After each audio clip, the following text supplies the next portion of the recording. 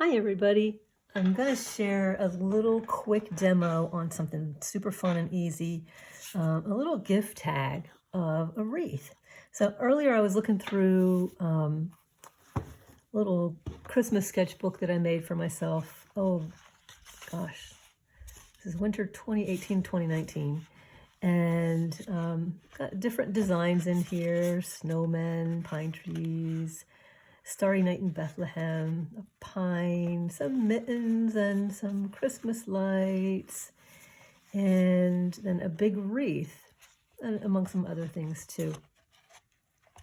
But the wreath is a really fun one. And so anyway, I want to make some gift tags for presents because I've got some wrapping up to do. And, you know, they're kind of pretty small, so they don't take up a lot of paper. I just had some scraps. I think this is some leftover Canson paper. It happens to be the Canson XL, which isn't my favorite paper, but it's great for, just messing around. I like to do some demos on it, and for these little gift tags, it's perfect. So, you know, it's a decent paper. It's not cotton, but for a less expensive paper, it's, you know, it's nice to use. So anyway, I've got my standard palette handy, and I'm going to use a kind of small brush on this one. This is a size 4. It's not too big. And for this little wreath, I'm going to start out, give myself a little help by just drawing a circle. So I got half a chance of getting this staying on the paper, or at least kind of going round. And then I'm going to draw a bow right up close to where the ribbon's going to come through here. So I'm just going to make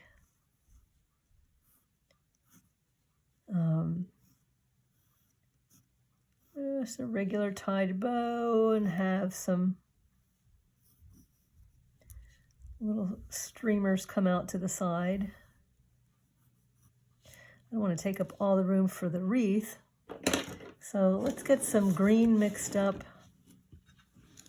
That's all I need to begin. I mean, most of these little designs you could just do freehand. You don't even have to, you don't have to draw much ahead of time. This one I like to draw the circle just to, know that I'm kind of aiming in the right direction. So I'm going to grab a little bit of sap green,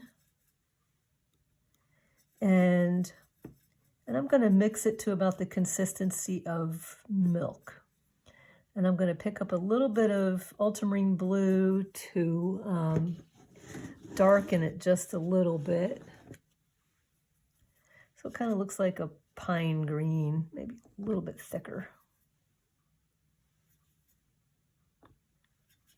And so when I mix my puddle, I'm going to have some of the green that's a little bit lighter and then some that's a little darker. And then I'm just going to make some little marks that are going to look like evergreen fluff.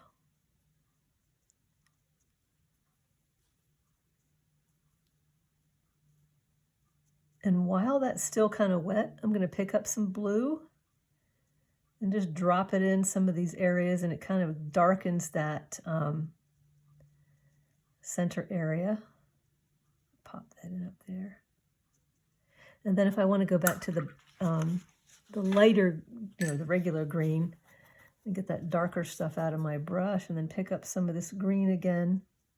I don't want all of it to be dark. I want a little bit of variety. And I don't want this to be too, just a bunch of dots. I do want it to look like fluffy, green branches.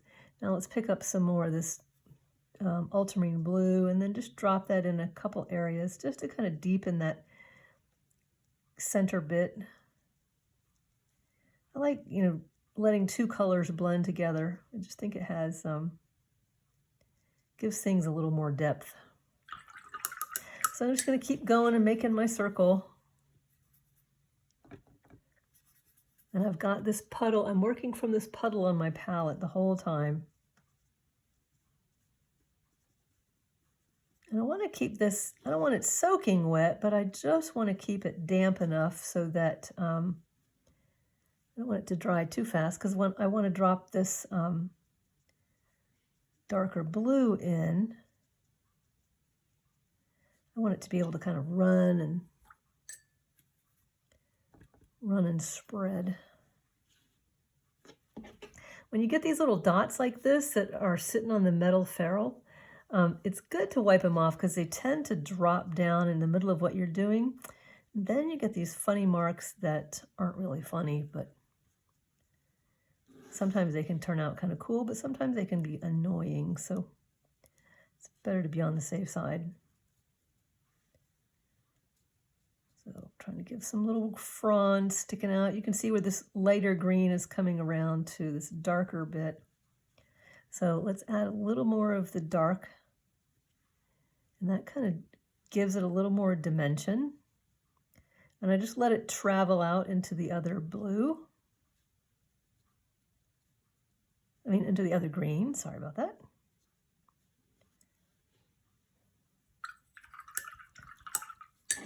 And now I want to add some little red berries. I've got this winterberry shrub outside in my yard, and it's so pretty. Hoping the birds don't find it. So I'm just going to pretend that I'm sticking some winterberry things. And again, if you've got little water droplets around the ferrule, get them off before they splatter in your painting. So I'm going to make some little red berry dots, but I'm not going to touch the green, because if I touch the green, they're going to fuse together and then it'll just neutralize and it'll look kind of muddy. So I'm just going to put my little red berries out here. So in my next class, the one that's starting in January, I'm going to be talking all about, the whole course is all about color. So we learn color mixing from your deepest darks to how to how to mix and use greens, and mixing beautiful neutrals, lively grays and lively browns, all that kind of stuff. Let's see. So this part overlaps the red ribbon. I'm going to bring some of these berries on the inside, and I'm just making little berry clusters. And I'm trying to keep things random. One of the things I tell my class is random is harder than you would think. I think as humans, we're kind of hardwired for symmetry. And so we start making these little, polka dots that rather than looking random, they look too polka dotty. All right, now let's get this ribbon going. And I'm going to try to keep my brush out of this green because some of it's still wet. And if I let these run together, so I'm going to be leaving a little space. But anyway, if I do let them run together, it'll neutralize the color, and then it'll look kind of brownish. And I don't really want that on a Christmas wreath. So I'm going to paint this part of the bow. And then while that's still wet, I'm going to pull in some more that's a little heavier pigmented, and then just drop that in and let that deeper red sit on top of that. And I'm leaving that loop, that middle loop, empty for right now. And I'm going to try to remember to leave a little white speck here and there, because that looks like a little bit of reflected light. And again, I'm going to get some a little heavier pigmented red and drop that in near the base, just so it the base of that knot, just so it looks a little bit darker. Now let's do this part of the bow. I think I need a little bit more water. I'm starting out a little too dark. There we go. I can pull some of that back while it's still wet. So let's get this going here. We've got that part of the bow. Now I want to get a little bit heavier pigmented stuff, a little bit, so kind of the consistency of butter. Drop that in near the center where that the loop gets tied in the knot, and near the bottom, just because I think it's going to be a little more shadowed there. Now let's get these ribbons that come out to the side. I always like to have a test sheet on hand just to test how dark is this paint that I'm picking up. You know, what's the consistency? Is it like tea? Is it like coffee? Or is it as thick as butter? So if you found that little tutorial on my website, you'll see that I love to talk about paint and the consistency of food. And I have this thing, it's tea to butter. And when you get certain consistencies, it'll really, I call it the secret to watercolor, because it really makes a difference in how you lay that paint down. All right, so I'm liking how that's turning out. I'm putting a little heavier pigment on this inner side that's close to the green, but I'm not touching the green. I'm trying to leave a little bit of space, because if I do let them run together, they're going to blend and kind of cancel each other out into some kind of a rusty brown. All right, let's get this last little bit of bow in here. Got a little bit heavy on the pigment, so I don't want it that creamy. I want it a little bit more like skim milk. So let's put that skim milk red down.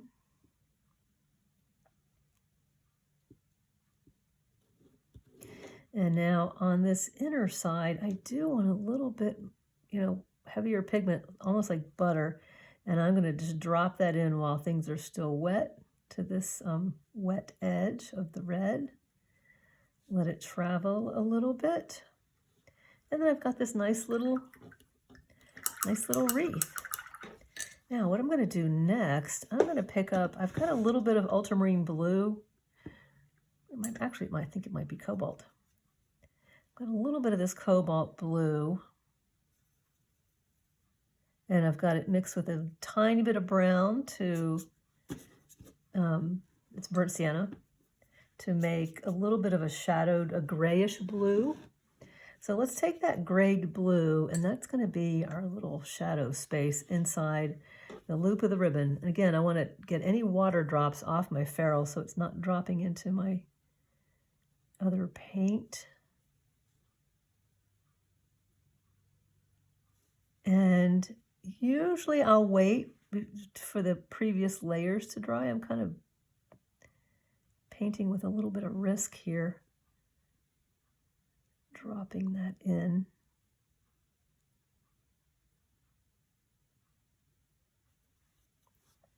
Okay, and now what I will do, I will wait for it to dry before I do the next step. So the next step, I'm going to do a little bit of gold spatter.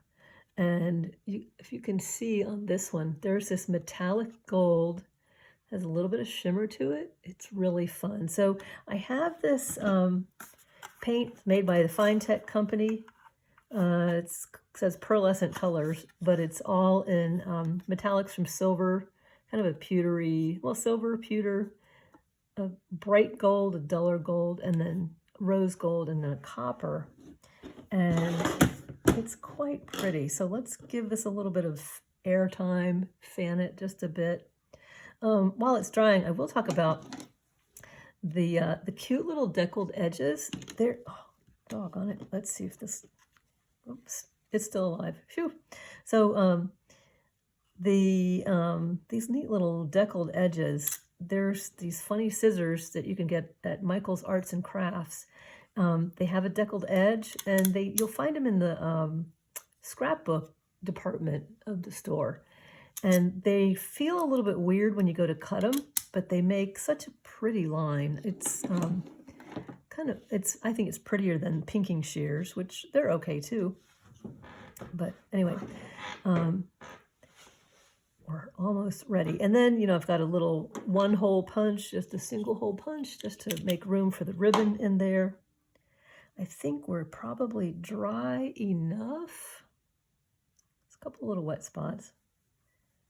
But let's see what we got. Okay, so when I go to make a little bit of spatter, move that out of the way, and I'll pick up maybe a little bit bigger brush that has a little bit more flex to it. And then I'm going to lay this on top of my scratch paper so that if I get really flingy with it, then, and it, it doesn't matter. It won't be getting all over my table. So I'm going to use this bright gold. I'm really liking this. And I've been kind of pulling it up out of the pan and then just, pulling it into a puddle over here, just so I know I've got plenty on my brush. And then I'm going to click, so the brush that's full of paint, I'm just going to click it against another brush or another stick, whatever you've got. And this makes a fine little spatter that will come off.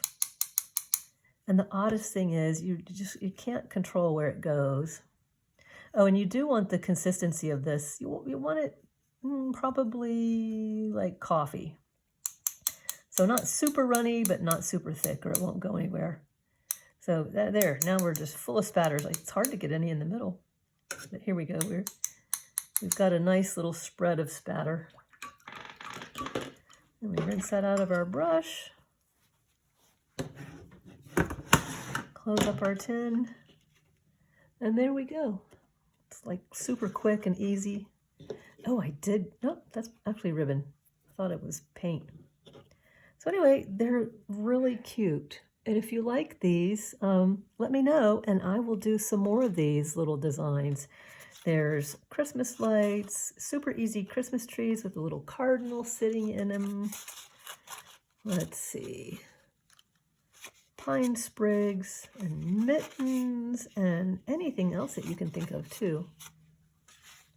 So anyway, have fun with your gift tags. They're super easy, and sometimes at this point in the year, that's all you have the energy to paint. But enjoy. Thanks.